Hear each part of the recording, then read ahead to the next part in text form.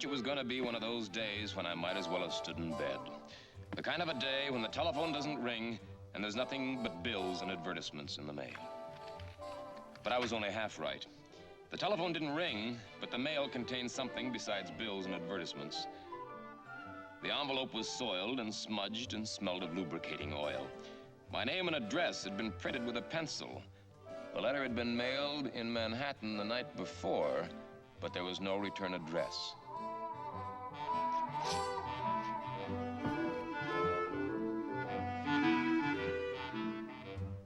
The bills were 50s. There were 6 of them, $300.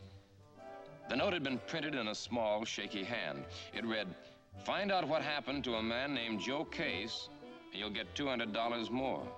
Joe Case worked for the Barlow Parking Lots Company. He disappeared 2 days ago." The note was unsigned. I didn't know anyone named Joe Case, but I did know Agnes Barlow, the owner of the Barlow Parking Lots. She operated about 10 lots around Manhattan, the Bronx, and over in Queens.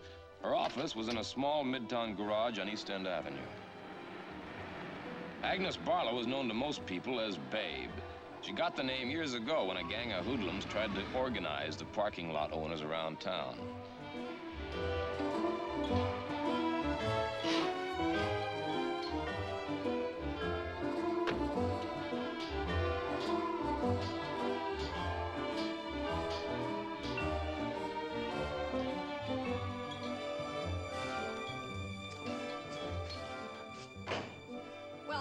My fenders, Mike Hammer. Grind my gears, Babe. How are you? Where have you been keeping yourself? Oh, I've been around, Babe. I've been around. You're looking good, Mike. Real good. Oh, and you're looking just as licentious as ever. You've always been my favorite liar. Tell me, you been beating anybody over the head with this recently? No. I only keep it around to remind me of the old days. Times have changed, Mike. No excitement anymore. None at all, huh? None at all. You sound as though you got something on your mind.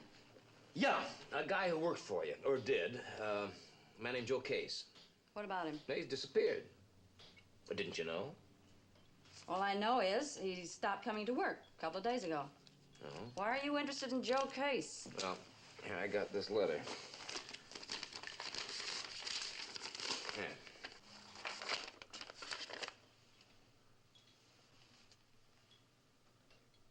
You sure this isn't a gag? If it is, he's got a pretty expensive sense of humor. Tell me, can you give me this Joe Case's address?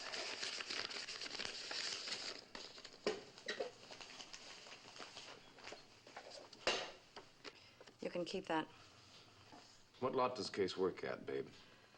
Lot number 9 up in the Bronx. Jerome Avenue out by Yankee Stadium. Mm-hmm. Okay, Babe, thanks a lot. Sorry I can't be of any more help. Yeah.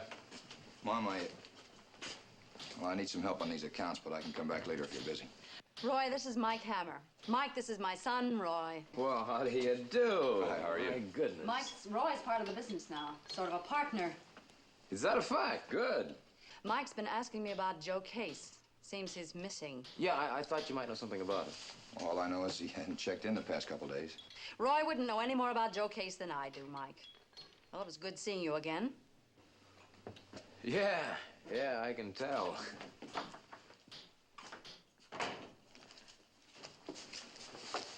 I gotta find out where to file these accounts now.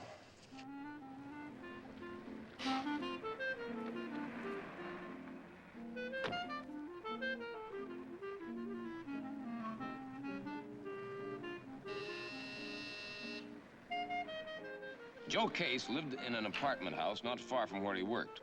I contacted the apartment house manager and told him who I was and what I wanted. I'd expected that a look at Case's apartment would cost me about $5. The manager expected it would cost me 15. We split the difference.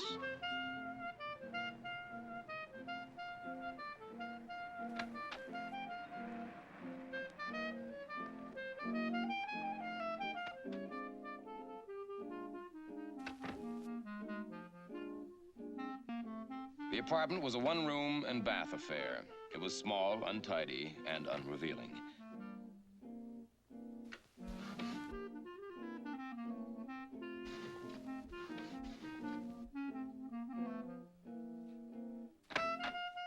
Until I opened the closet door. As a parking lot attendant, Joe Case didn't make over $1.50 an hour, plus whatever tips he got on the side. But a guy doesn't support the kind of wardrobe he had on that sort of income. So how did he do it? I didn't know, and the apartment didn't tell me. He didn't tell me much of anything. The room was full of questions, but the answers were somewhere else.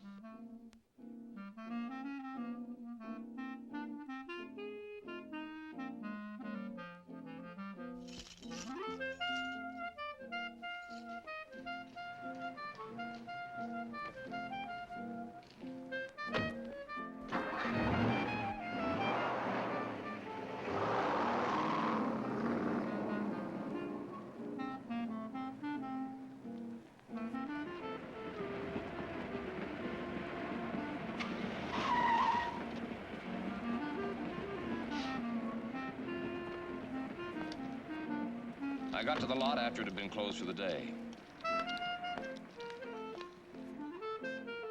One of the keys I'd found in Joe Case's apartment opened the padlock.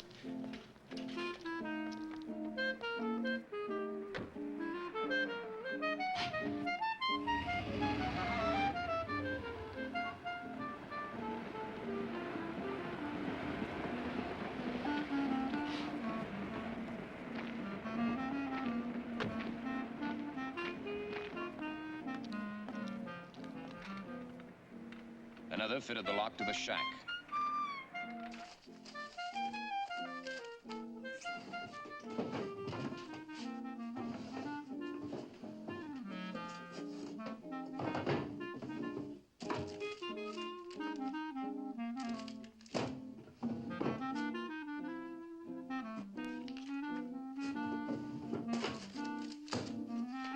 I didn't know much about the parking lot business, but I knew enough to wonder why there were two sets of claim checks with the same serial number.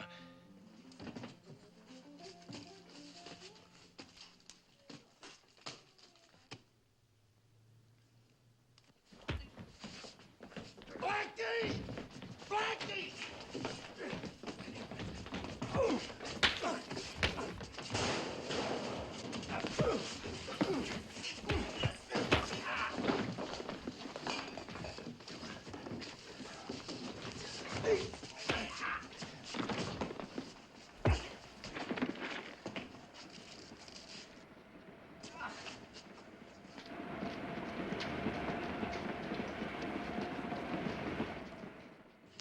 Do these look funny to you? They both have the same serial number. Yeah, that's right. There was a whole stack of these duplicate claim checks down at the shack. Blackie and his pal made off with them. Incidentally, does that name Blackie mean anything to you? No. You're sure of that, babe? Now look, Hammer, I'm not exactly in love with your attitude. I don't recognize the description of the two sluggers, and I don't know why they would have jumped you. Well, I think I do. See, let's just suppose that you're a customer and I'm Joe Case. Now, you come in to park your car, and I take one of these claim checks and stamp the time on it, right? Let's say the time's 8:15.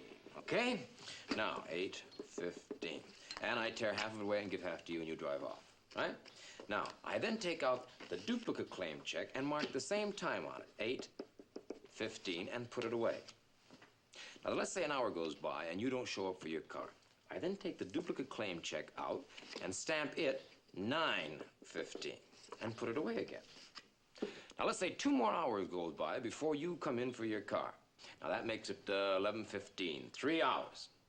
Now, you pay for the first hour $1, and for each hour thereafter 70 cents, making a grand total of $2.40 that you owe me. Now, you give me your stub, I stamp it 11:15, you pay me $2.40, and you leave. Now, here's the gimmick. After you leave, I take your stub, the one marked 11:15, and I tear it up and throw it away, along with my stub that I marked 11:15, and take out the duplicate stub, the one marked 9:15. Now, instead of putting the $2.40 that you paid me into the till, I put $1 for the 1 hour marked on this stub. The other $1.40 I put into my pocket for the last 2 hours of parking. So that's why business has been off. Off how much? $2,300 in the last 6 months. At Lot 9 alone? What about the other lots? Have they been off too? No. That's not true, babe. How do you know? Because Joe Case wouldn't have disappeared, and those two goons wouldn't have beat up on me if this had been a small operation limited to Lot 9. No, this is bigger than just Joe Case and only Lot 9. You don't know what you're talking about. Come in. Mrs. Barlow? Yes? I'm Detective Sergeant Giles of the Nassau County Sheriff's Office. What do you want?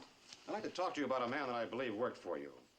We've tentatively identified him as a man named Joe Case. Yeah? What about him? Well, he's dead. His body was discovered yesterday alongside the Long Island Railroad track near Garden City. At first, we thought he'd been walking along the tracks at night, was hit by a train. But he wasn't, huh?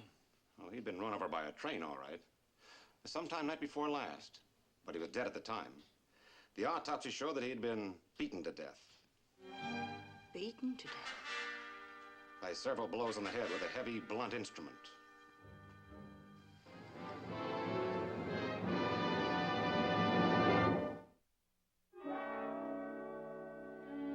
I let Babe do the talking. I wasn't sure why I didn't tell what I knew. Maybe it was because I knew too much.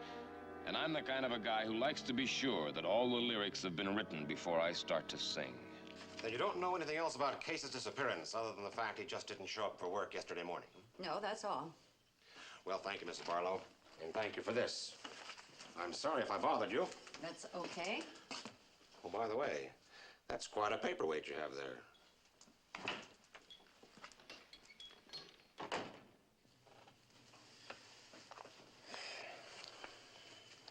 Got another one of those? Why didn't you talk, Mike? Because I was too busy wondering why you didn't want me to. I didn't stop you. You didn't help me. Now, you listen to me, babe, and hear me good, because it's the only time I'm going to say it. You know about the racket that Joe Case was working with those duplicate claim checks? You had to. You're too smart a businesswoman not to. All right, Mike. I'll tell you. You were right. Everything that Joe Case was pulling on Lot 9 was going on all the other lots. But why didn't you put a stop to it?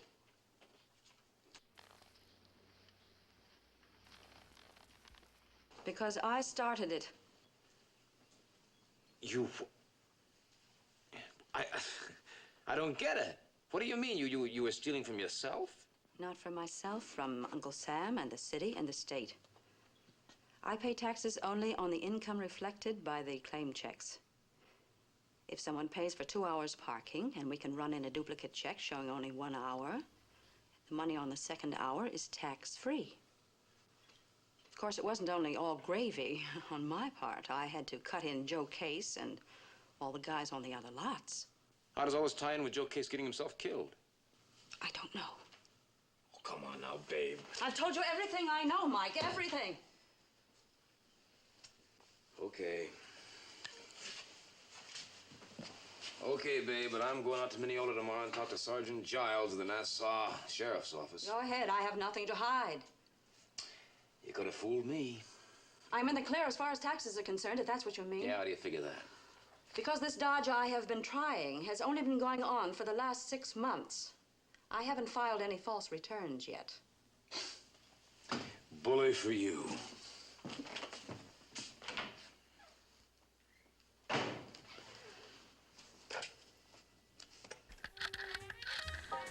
I knew I still hadn't got the truth from Babe. The tax dodge wasn't her cup of tea. If Babe needed money, she would have gone in for something with a bigger payoff, less risk, and no kickback to others. I drove back to my office, planning to put my feet up on my desk and do some thinking. $5 grand apiece, babe. Blackie and I couldn't do it for a cent less. You understand how it is. I mean, like pulling up stakes, settling in a new town, starting a new business. All right, Pate, all right. I'd like my dough in cash. I'm sure Blackie would, too. You'll get it in cash. I'll go to the bank first thing in the morning. Are you still on lot 6? It's my office. Lot number 6, Avenue of the Americas. I'll bring it up to you in the morning, and I want you to get out of town right away. Sure.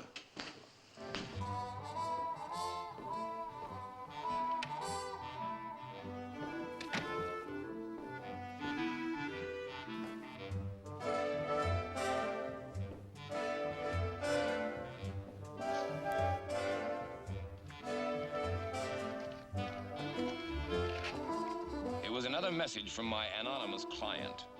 The men who jumped you today are Carl Pate and Blackie Davis. They work for the Babe. Pate lives at the Bannister Hotel on West 47th Street. The note hadn't been mailed. My client had apparently delivered it personally. But Carl Pate and Blackie Davis were going to have to wait. There was somebody else I wanted to see first. My client. He wasn't anonymous anymore. His second note told me who he was.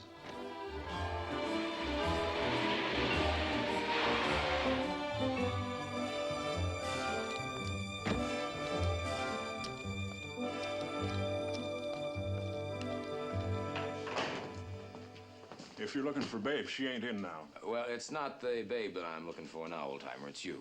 Me? Well, what do you want with me? Well, this. What's that? I haven't got time to play games, old-timer. Outside of Carl Pate, Blackie Davis, and me, only two people knew that I was beat up at Lot 9. One was a Babe because I told her so, and you were the other because you were listening outside the window when I told her. Oh, I don't know nothing. You don't know nothing, huh? What about this letter? How did you know that Joe Case had disappeared, and why didn't you go to the cops with it instead of going to me with all this mumbo-jumbo? I don't know what you're talking about. You know, I got a lot of respect for my elders up to a certain point. But that point's fast being reached unless you start talking. If I tell you, will you promise not to tell Babe? Why shouldn't I tell the Babe?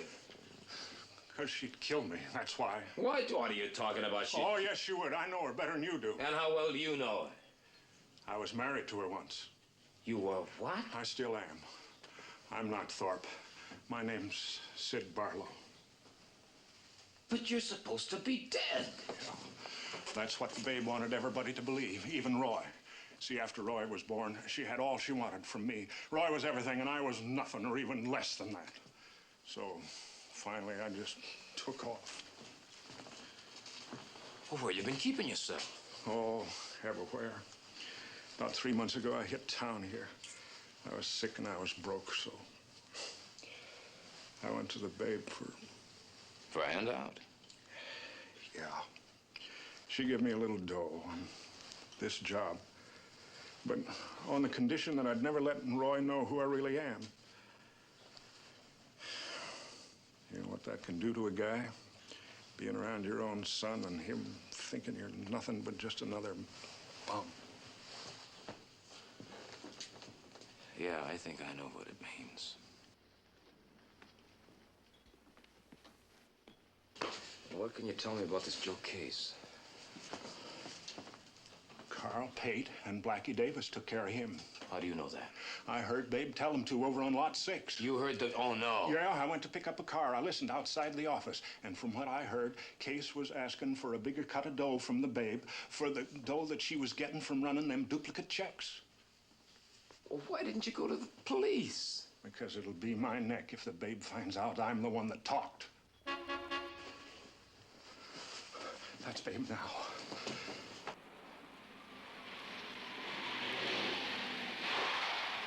You won't tell her, will you? You won't? No, that's all right. You go on outside and see what you want. But don't tell her I'm here.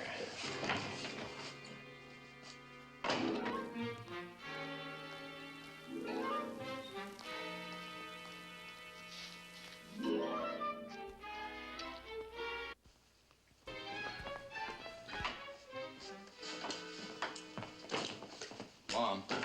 What do you want now, Hammer? Not a thing, babe. I think I've got everything I need. I've just been talking with Thorpe. Go out and wait in the car, Roy. I think you better stay here. Wait in the car. If he doesn't know what's going on, it's about time he found out. What are you talking about? Thorpe, Thorpe, Shut up, Mike. your father. my father. Shut up! You mean Thorpe's my father? Exactly. Mike, I'll kill you for this. You've done just about all the killing you're gonna do, babe. What do you mean now? Thorpe told me that you had Carl Pate and Blackie Davis get rid of Joe Case. He's lying. Well, I've considered that possibility myself. He's lying, Mike. I tell you, he's lying. Oh, honey, he hates you so much he would say or do anything to get even. Why should he hate me? What? Well, babe, not being a man, I don't think you'd understand. But when a man loses his pride to another man, he can learn to live with it somehow.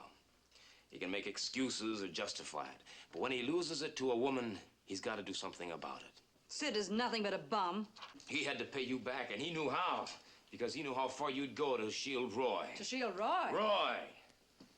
Thorpe overheard one of you tell Peyton Blackie to get rid of Joe Case. Only it wasn't you he overheard, babe. It was you. Me. You were running that claim check gimmick. I told you it was my idea. You were lying to protect your son. No, I wasn't. Oh, babe, stop kidding yourself, will you? Roy's a big boy now. He's too big to be protected and pampered and wet-nursed. This isn't just a case of a kid robbing nickels and dimes from his mother's purse. He and his pals had their hands in your till. He was robbing you blind. Babe, now take it easy, honey. Come on, take it easy. What's the matter with you, babe? Can't you face reality?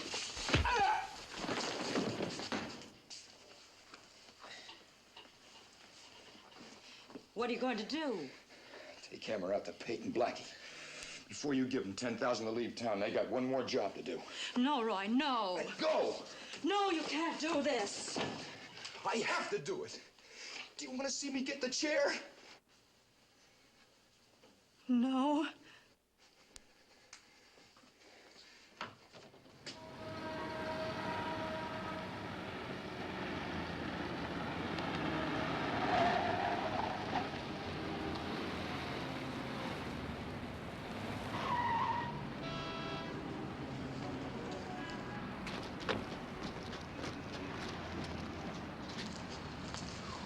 Well, look who's here. I got something to show you, Carl.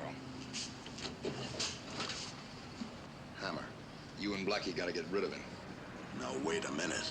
You want that 10 grand? You stay. All right, Junior.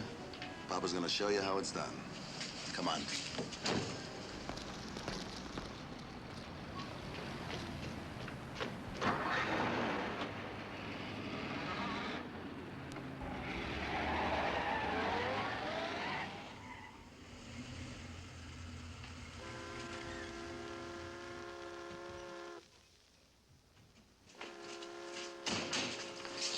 Here's his gun. Well, Junior, you're getting to be a real big help.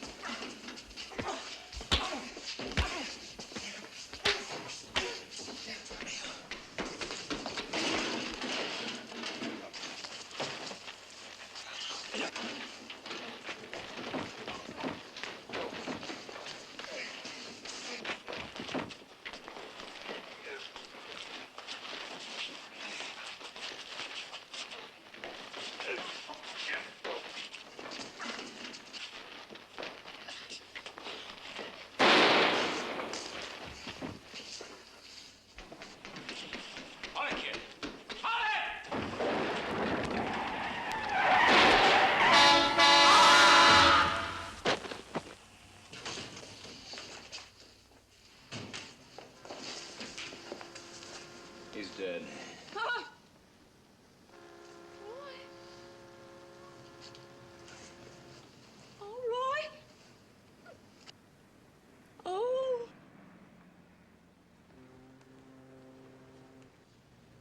My baby.